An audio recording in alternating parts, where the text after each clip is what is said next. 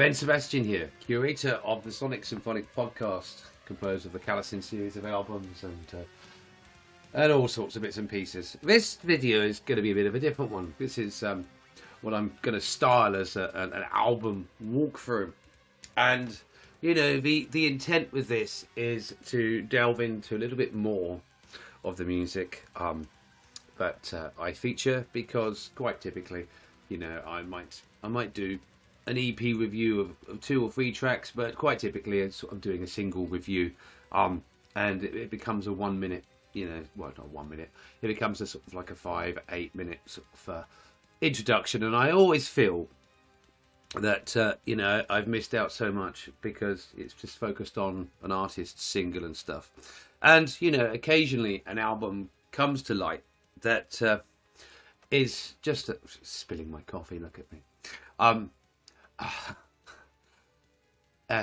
Occasionally an album comes to light that is just very unique and captures some of my imagination. And well, I'd like to share all of it. I think in this instance, I'm going to cover. I've got my list up here. This is why I'm looking up here.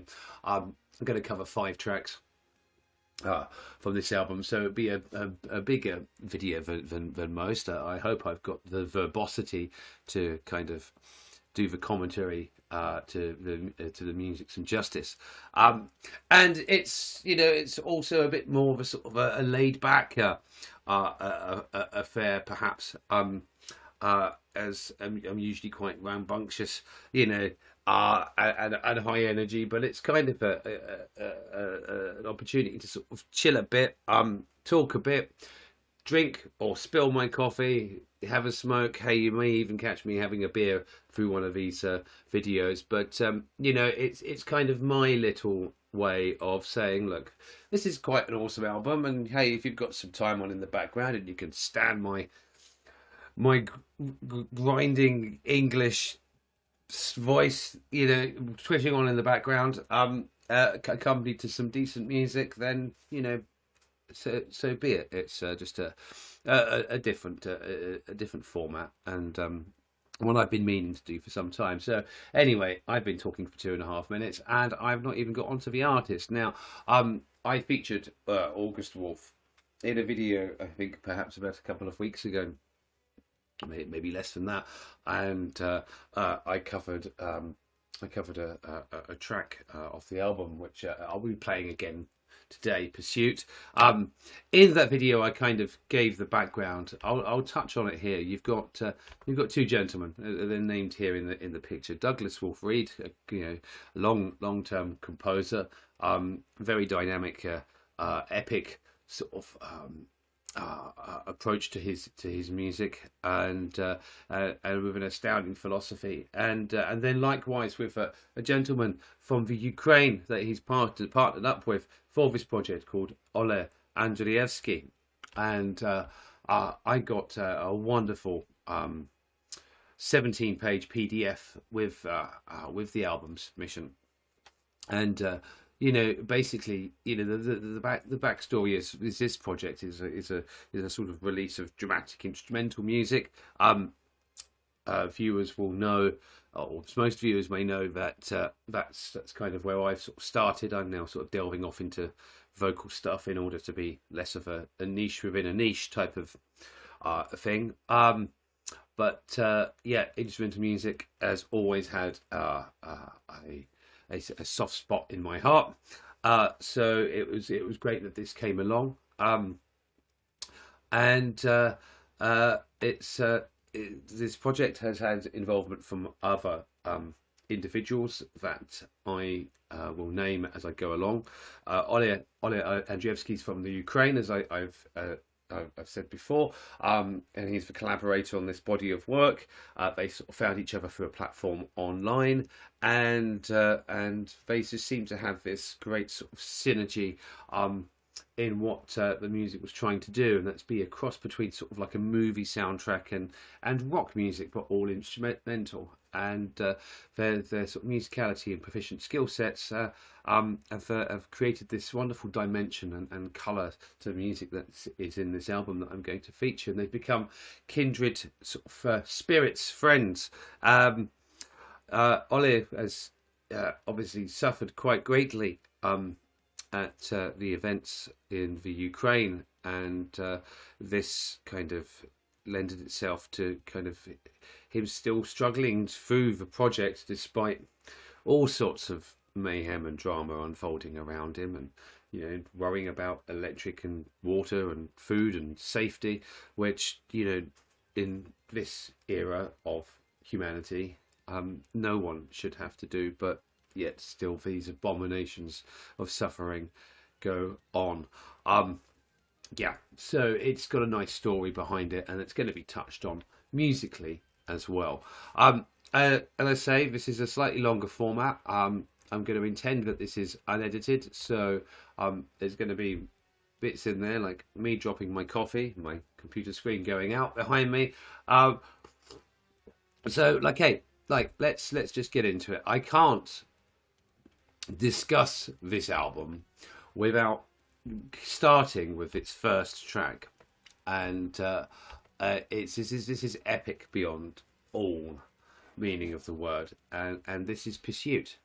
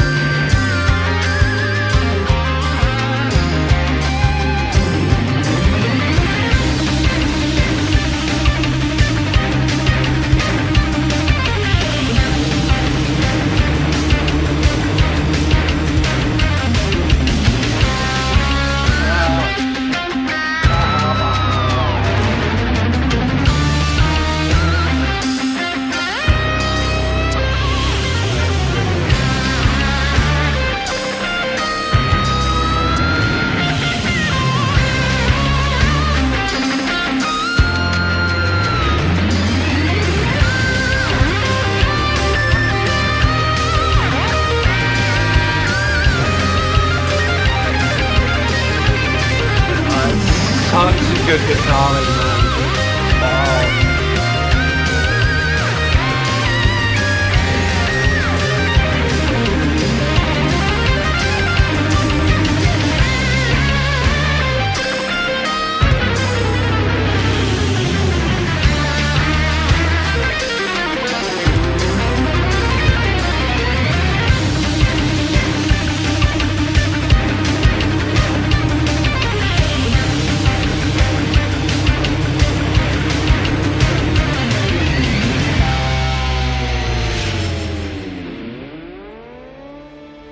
And then, just like that, it's kind of all over.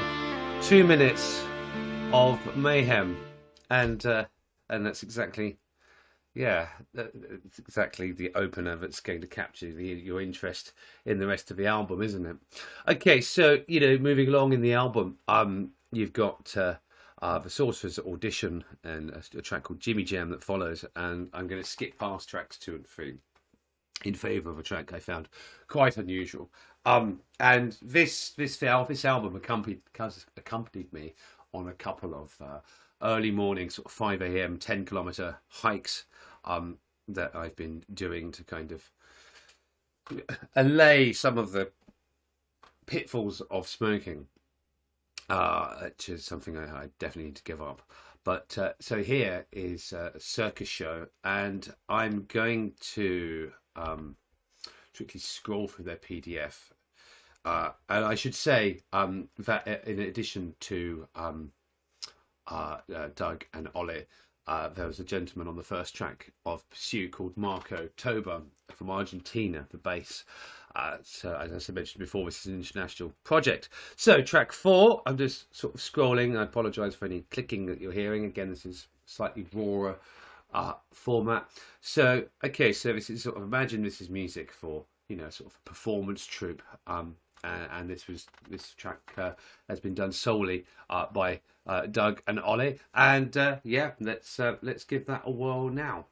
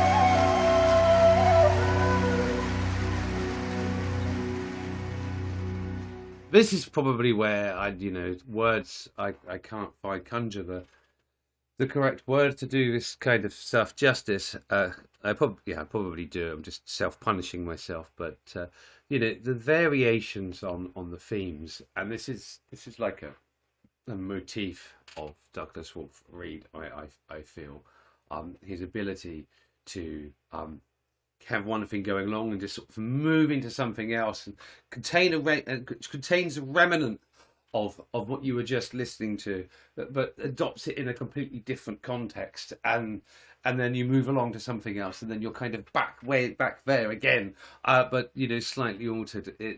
That's nice.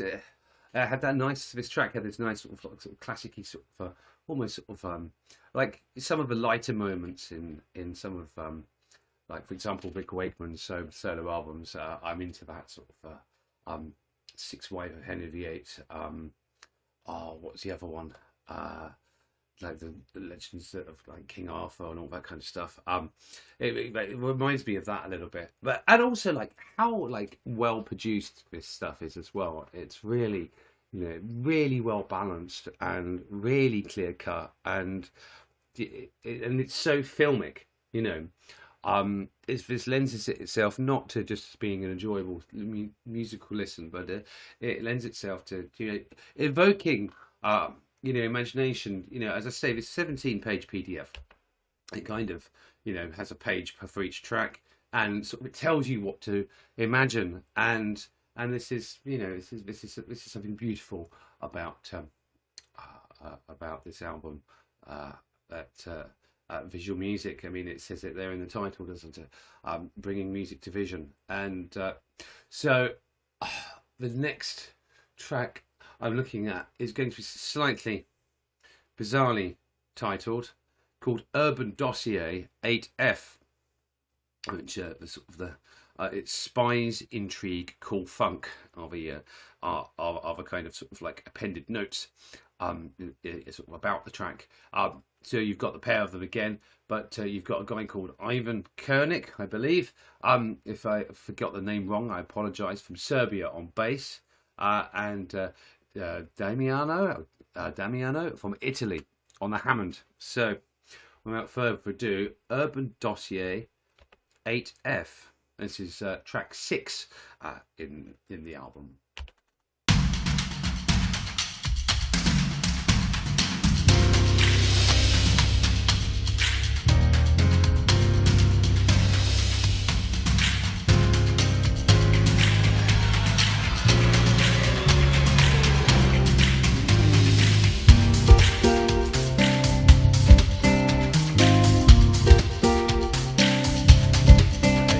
So chill.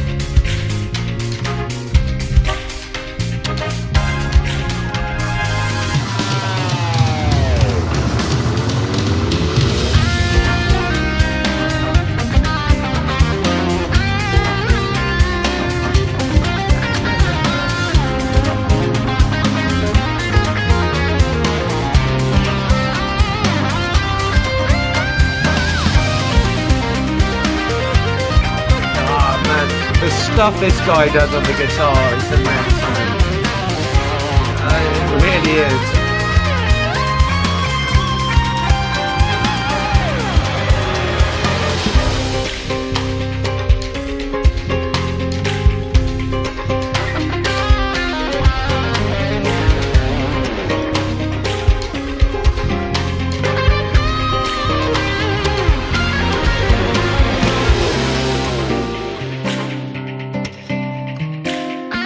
love that transition to the acoustic guitar.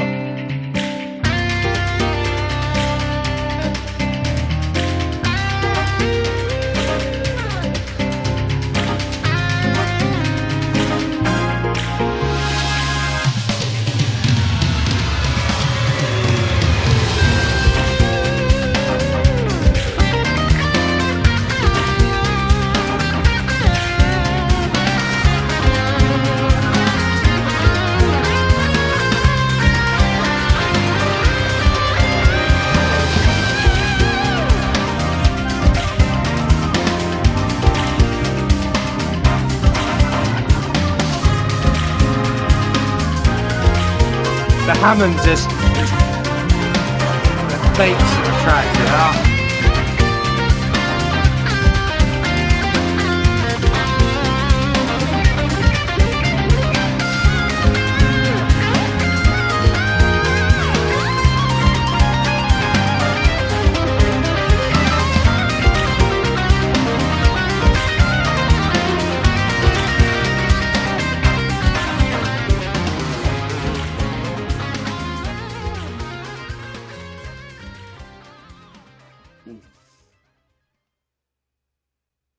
My only critique in that track is the fade out. You know, there's I don't know. I always expect a more grandiose ending out of that one. But you know, the two takeaways I have from Urban Dossier 8F is that again. And perhaps quite highlighted in this track is Douglas's great use of percussion, and then almost like at times the piano sort of melted into the sort of a percussive arrangement, well, sort of complementary percussive arrangement to the actual percussion, if that makes any sense.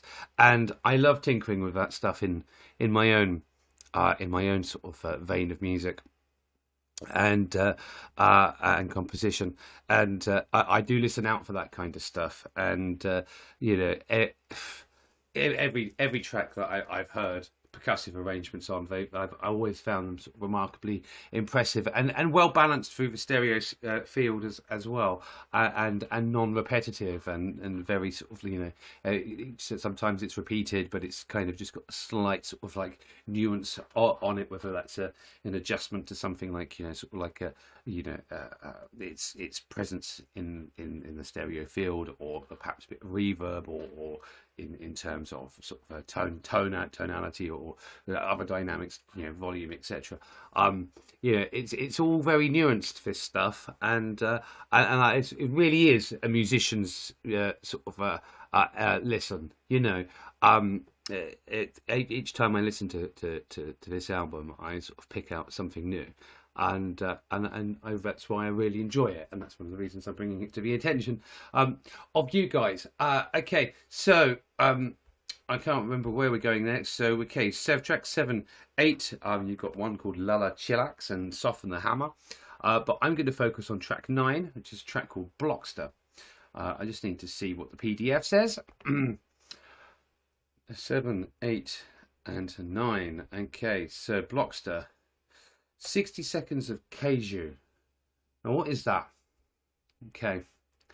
This is Keiju. Okay. Ah, right. Okay. So it's a Japanese media genre involving giant monsters. The word Keiju can also refer to the giant monsters themselves, which are usually depicted attacking major cities and battling either the military or other monsters, which makes sense in the sense that the little sort of token piece of artwork on the page dedicated to this track shows this huge Leviathan type beast arising out of the water, it looks like, with one guy with a sort of a flare or a candle, you know, standing up, looking quite minuscule in comparison. There we go. So Blockster. This one is done just by the two guys. So yeah, let's give that a listen.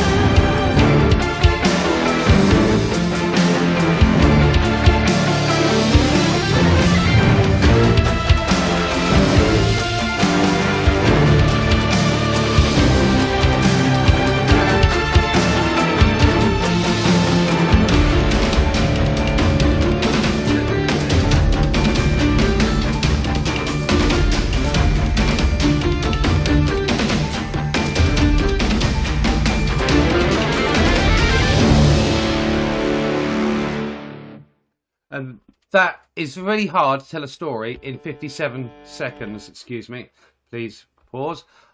Very hard to tell a story in 57 seconds of music, and I wondered if that could be longer.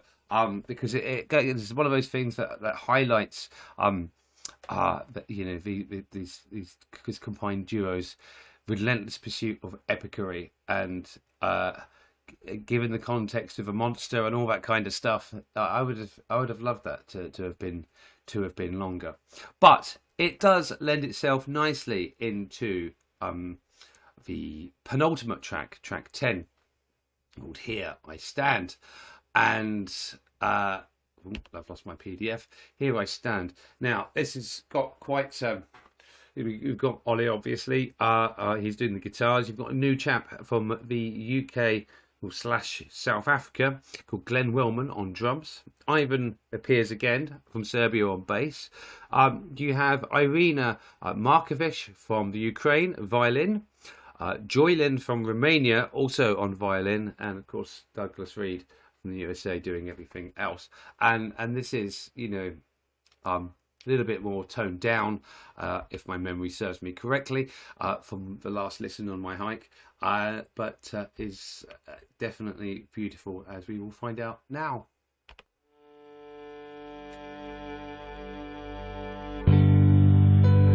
I love violins, man.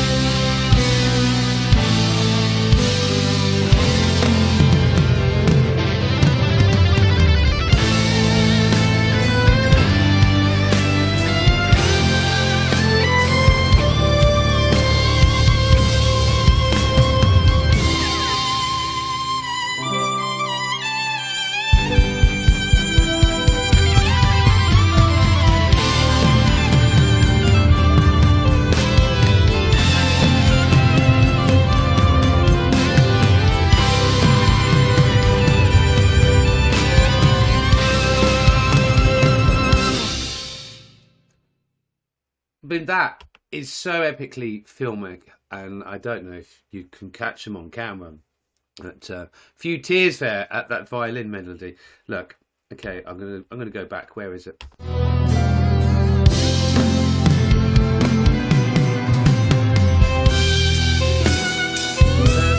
Oh, it's so beautiful. But that phrase alone is just so good. And this is where I start to just have a little bit of a critique with the album, because you have all of these sort of 2-minute, 3-minute sort of bits and pieces, and it's like Douglas and co. You have the capability to produce something epic, and if there was a visual music too, the way I would look at it would be to try and link all this stuff together and maybe into sort of like opuses, you know, because all of the cleverness and all of the beauty comes out in in not only the composition, but the playing, and but also the production. It all comes out, but it's all so short-lived. I'm not saying it's not good. I'm saying it's absolutely brilliant. But this could be epic. Here I Stand as an example has that could be double that time. It's from a 2-minute 15 track to like 4.5 minutes, and you've got the compositional ability to make that to expand on what you've done there and make it powerfully emotional. Because I tell you, if there was a reprisal of the violin section that got my waterworks just started, I could tell you that by 3 minutes and 15 I would be a mess, and that would probably apply to a number of listeners, and then it would be even more than visual music, That's just my thoughts. I'm not an expert. Hey, I've never had a record deal, so who am I to comment on anything? But that's just something I feel, and yeah, that's I'll leave it at that. But I do love this piece. Here I Stand definitely stands out. I suppose my it's a tough one. Pursuit is probably going to be the all-time favourite. But Here I Stand, very, very, very, very close. So this brings us to the 11th and final track of the album, which I suppose is the most important, because it kind of symbolises, it's called Ukraine, Peace and War, and obviously Douglas and Ollie sort of met when it was peace, and then it's just sort of descended to war, and this project has, and fortunately Ollie as well, they have survived, the goings on over there, and it's become part of their backstory. And obviously, when you see things, how you see your friend and fellow musician suffering, it's that's not easy, just as it's not easy suffering it yourself, and I can see how that this would come out in music. So quite a powerful and emotive end to a stunning album is Ukraine, Peace and War.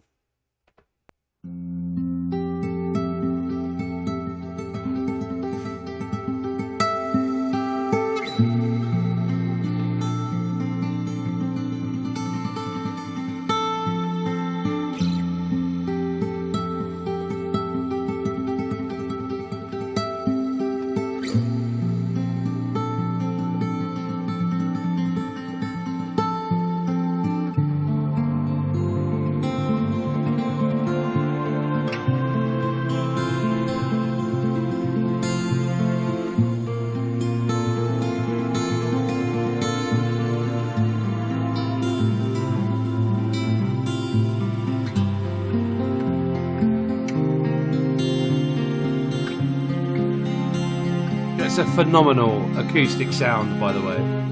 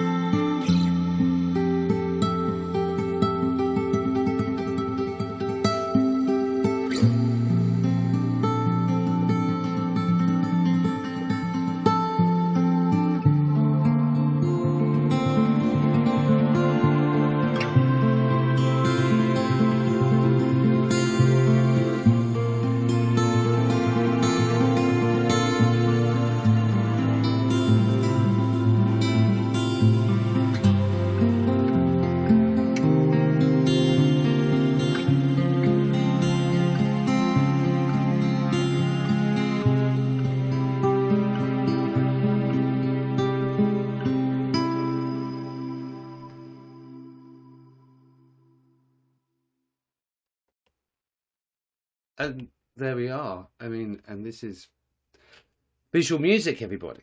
Um, a few things that I could add. Like when Douglas gets to work and you listen, you do a lot of active listening. He compels you to do that. He's one of those type of composers. This is very hard music to have on in the background and just sort of ignore and, you know, carry on doing your taxes or doing the washing up or folding your laundry. It does make you stop. And it's immersive. You get involved in it. You get emotionally invested in it. Uh, and then to compliment Ollie, you know, his guitar playing is absolutely phenomenal and just is a perfect complement to, you know, the up sweeps and the hard hitting sort of emotional impacts and sort of leveling up of the journey of the tracks that they both kind of create. Yes, as a musician such as I am, yeah, there's little bits in there that I've kind of picked up. You know, some of the sort of soundscapery, and you know, there's you know, it's simple, well, not maybe not the simple little things, but like for example, in that last track, there seemed to be you have that acoustic guitar, and then there's a high note that's kind of played in the kind of sort of like arpeggiational sort of sequence, and there's a keyboard sound of going that just makes it go ping, makes that note ping. You can hear it in the background, sort of complementing it. Maybe I've heard that wrong, but I think that's what I heard, and it's like, oh yeah. That's the way to bring that out. And I'll tell you what, that's one of the best acoustic guitar sounds I've heard in a while. You tend to sort of hear them in metal, and because metal players don't really go for acoustic as much, you know, you never hear the clarity of production on them as well as you do everything else. You know, especially when you listen to a lot of unsigned material as I do. So that was a real treat as well. Look, I'd love these guys to work on another project. I'd like to see, you know, more of a continuation of the theme, and you know, longer grandiose pieces, because you know, I'm not saying they're overly short or whatever, but it's like the time passes so quickly when listening to music. As good, as well produced, as well composed, as dynamic, as epic, and as this. You know, a 2 minute track feels like 30 seconds. A 4 minute track feels like a minute and a half. Yeah, I'd like to see a big epic from these guys. I really would. But anything that Augustwolf is going to be knocking out, I for sure am going to be listening to. That kind of brings me to the end of my warblings, and I will leave links below and get this shared about the place. And you know this hasn't been sort of like the metal. This has more been down to sort of like the progressive rock, the sort of filmic rock side of things, but I know that so many of you are on here as musicians and just love great music. And hey, it's my responsibility when I find great music to share great music. And Augustwolf, Ollie Andrzejewski, Douglas Wolfreed, and all the collaborators that I've either mentioned or didn't get to play and mention, are all absolutely superb at their craft. And this was definitely a worthwhile endeavour. This is definitely a good album to have it on your playlist. It's, as a composer, it's a good album to study. And as for these guys' experiences and their philosophy, you know, that all is super, like, on top form and really sort of empowering. And I resonate with a lot of it. And yeah, this has been an enjoyable process, and my life is perhaps a little bit better for having Augustwolf in it, and on my hard drives and in my ears on a regular basis. So excellent. That's me done. Over and out. Hope you've enjoyed the video.